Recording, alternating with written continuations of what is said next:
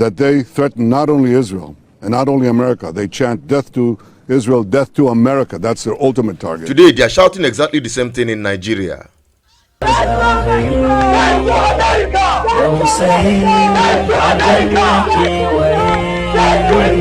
And today, America have closed their embassy in Nigeria, and you know what that means. As the United States Embassy in Nigeria has cancelled all visa appointments scheduled for today, 4th of March, citing a high potential for protest in Abuja. Christians in Nigeria, especially the Biafran people, you better watch this video to the end, because this video is for you.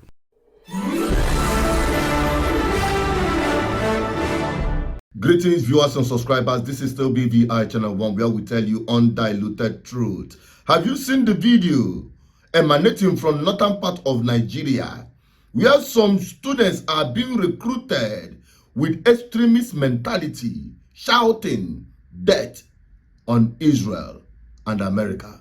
Take a look at this.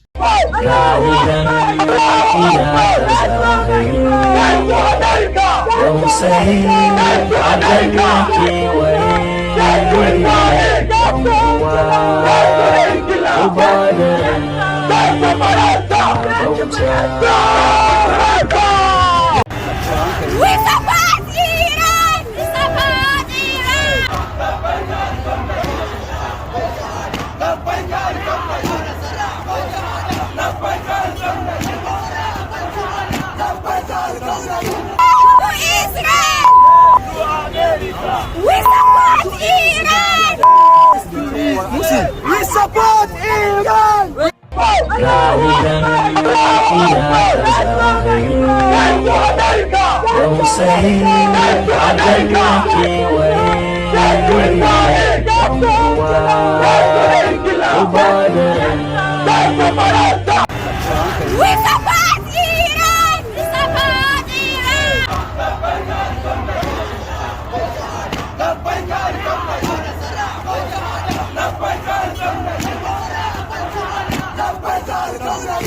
Good. This calls for a concern for any reasonable Nigerian. You know why? As the United States Embassy in Nigeria has cancelled all visa appointments scheduled for today, 4th of March, citing a high potential for protest in Abuja.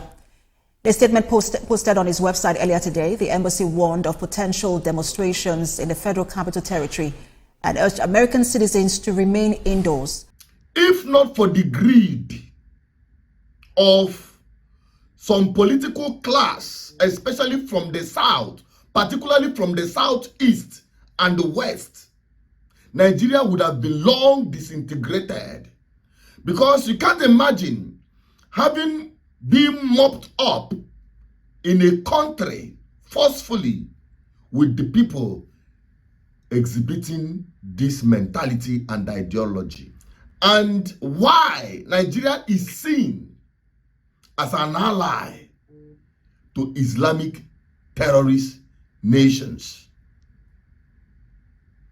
Frankly speaking, like I said earlier, if not for the greed of the political class from the southeast particularly and from southwest, Nigeria would have long been disintegrated.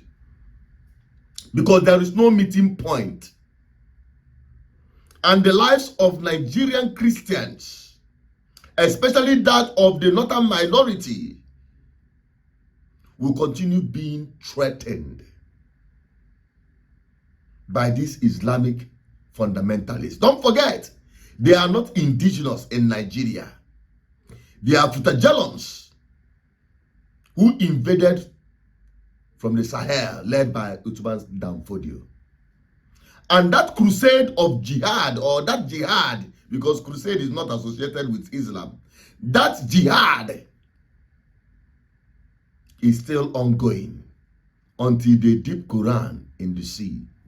Now, anytime I make this statement, I read some commentaries from some of my people who are beclouded by sentiment and emotion in our desire. I'll call it desire, because we've not shifted from desire to actual agitating for the freedom of Biafran people. We are mere wishful thinking that if you shout Biafra, Biafra, Biafra, the world come, they will come and free you. Foul. It doesn't happen that way. There are process. There are things that must be done. And one fundamental aspect of it is one thing my people have refused to embrace, and that has been my message. Who are those representing you politically? That is why I say the greed of the political class from the East is exactly what is sabotaging the freedom of the largest chunk of Christians in Nigeria from being free from the Islamic Republic of what Nigeria had become today. If you can take out these greedy politicians from corridors of power, then there is hope for us to be free from Nigeria. Take it or leave it. I don't want to say too much because a lot have been said already. If our people continue to shy away from that process, then we're all going to continue living in illusion. We can't make it out from Nigeria because we cannot be in the room where the discussion will be made and the decision be made. The discussion will go on without you, and the decision will always go against you. Ask yourself, if any of your governors is called upon about his opinion about Nigeria, what do you think they will say? Will it reflect your aspiration? Will it reflect your agitation? No, it will not. So that is why you need to change the template. And some people will say, oh, lead in the front, lead in the front. You are old enough. Yes. If I tell you, Nigerians, particularly my people, the Biafrans, I'm addressing you now. If I tell you how the supreme leader that was taken out by America was able to take over power, you will appreciate what we are doing right here.